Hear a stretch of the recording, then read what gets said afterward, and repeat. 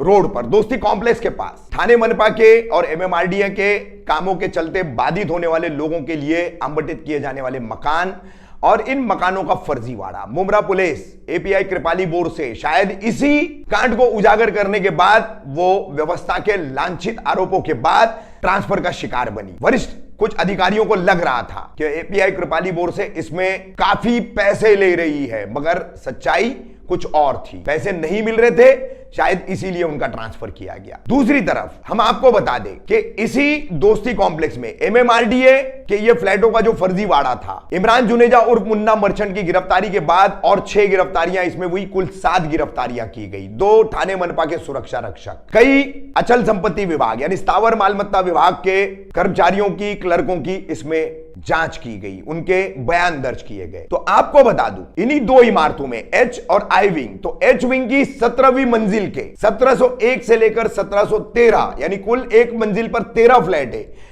ये 13 के 13 फ्लैट में कब्जा था राष्ट्रवादी कांग्रेस पार्टी की कलवा मुमरा विधानसभा की पूर्व अध्यक्ष रीनी रिजवी का। कैसे हुआ रीनी रिजवी का यहां पर कब्जा?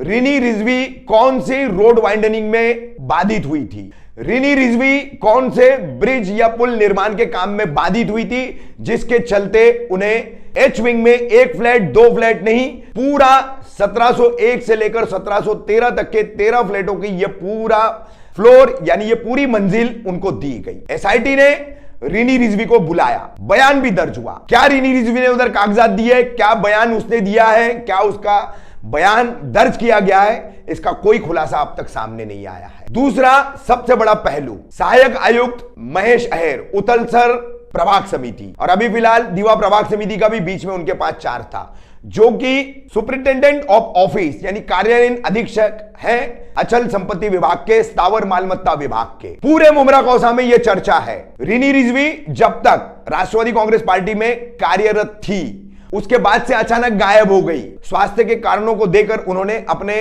पद से इस्तीफा दिया शहर अध्यक्ष आनंद परांजपे को, जो कि मंजूर किया गया, लेकिन स्वास्थ्य बिगड़ा नहीं था, स्वास्थ्य कुछ ज्यादा ही अच्छा हो गया था, क्योंकि महेश अहेर के छत्र छाया में जाने के बाद रीनी रिजवी को एच विंग का ये 17वीं मंजिल का पूरा फ्लोर दिया गया। क्यों दिया गया? पूरे शहर को मालूम है, राष्ट्रवादी कांग्रेस पार्टी के कई सारे लोगों को और नगर सेवकों को मालूम है, और यह आमतौर पर कही जाने वाली बात है जिसकी हम पुष्टि नहीं करते, मगर लगभग मनपा के आधे से ज्यादा अधिकारियों को, कर्मचारियों को यह बात मालूम है। और वो बात है कि महेश अहेर, जो कि सहायक आयुक्त भी है और अचल संपत्ति विभाग तथा स्थावर मालमत्ता विभाग के कार्यालय अधीक्षक भी है, उन्हीं की सिग्नेचर से, उन्हीं के हस्ताक्षर से अलॉटमेंट दिए जाते हैं। ये महेश अहेर जो है ये मोहसिन बन चुके हैं और उन्होंने रीनी रिजवी से बाकायदा निकाह किया है। अगर ये बात सही में सच है तो ये गंभीर अपराध है।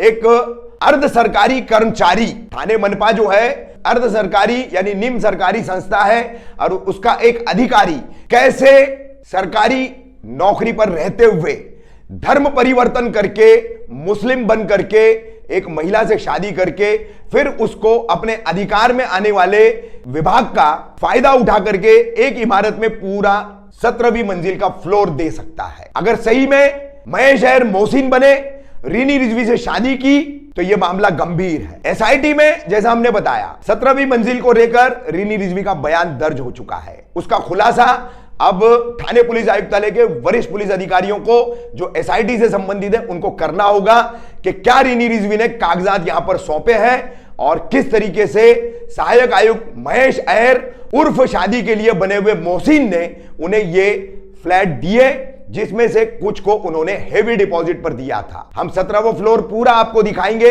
एच विंग पूरी आपको दिखाएंगे, किस तरह से कुरान की आयतें लिखी हुई सारी स्टिकर्स जो है दरवाजों पर चिपकी हुई है, और जहां पर हेवी डिपॉजिट 4 लाख रुपए लेकर के रीनी रिजवी ने कुछ लोगों को रखा था, वो फ्लैट भी हम आपको दिखाएंगे। सच्चाई की प्रतीक्षा है पूरी जनता को, सच्चाई की प्रतीक्षा है उन बेघर लोगों को जो आज भी अपने कागजात लेकर भटक रहे हैं, लेकिन अचल संपत्ति यानी स्थावर मालमत्ता विभाग या थाने मनपा प्रशासन उनकी सुनवाई नहीं कर रहा है, उन्हें मकान आवंटित नहीं कर रहा है।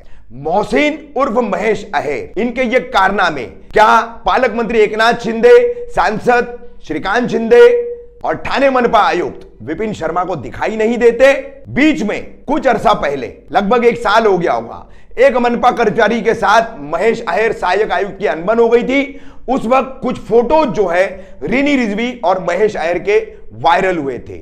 ये फोटोज भी जो है वो एच विंग के 17वीं मंजिल के फ्लैट के हैं, जहां पर अक्सर सप्ताह में 1 दिन या 2 दिन महेश अय्यर उर्फ मोहसिन अपनी कथित इस पत्नी से मिलने जाया करते थे, जिसके चलते उन्होंने मुस्लिम धर्म स्वीकार किया है। और ये फोटो वायरल होने के बाद और भी बहुत सारी सामग्री वायरल हुई थी। हमें किसी की निजी जिंदगी में नहीं जाना है, लेकिन सरकारी पद का, उसके अधिकारों का दुरुपयोग अपने फायदों के लिए करना कहां तक उचित है और इस पर कार्रवाई करेगा कौन, ये बहुत सारे ऐसे सवाल हैं जो अपनी जगह कायम है। हम आपको इसलिए ये तमाम सच्चाई बता रहे हैं ताकि जिन बेघरों के घर आज तक आवंटित नहीं किए गए, उनका हक उन्हें मिलने का रास्ता खुले, और जिन्होंने अपने अधिकारों का दुरुपयोग किया, जिन्होंने कई हक नहीं होते हुए पूरे पूरे फ्लोर ले लिए, उन पर कड़ी कार्रवाई हो। अंत में आपको यह भी बता दें, एमएमआरडीए के फ्लैटों के इस फर्जी वाड़े के उजागर होने के बाद एसआईटी में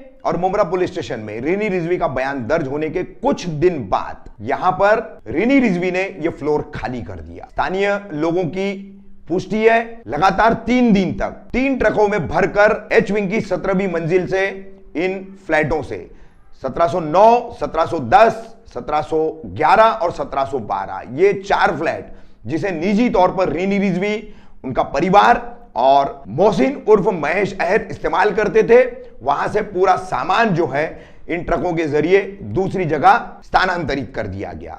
साथ ही जो किराएदार थे उनसे भी फ्लैट खाली करा लिए गए हैं। अगर गलत नहीं थे तो उन फ्लैटों में मोहसिन उर्फ महेश अय्यर की पत्नी बनी रिनी रिजवी को अपना कब्जा बनाए रखना था और किराएदारों को भी बनाए रखना चाहिए था, मगर गलत है और कहीं ना कहीं कानून की पकड़ में आ जाएंगे। इसलिए यह 17वीं मंजिल जो है आज से लगभग 4 या 6 दिन पहले आनन फानन में खाली कर दिया।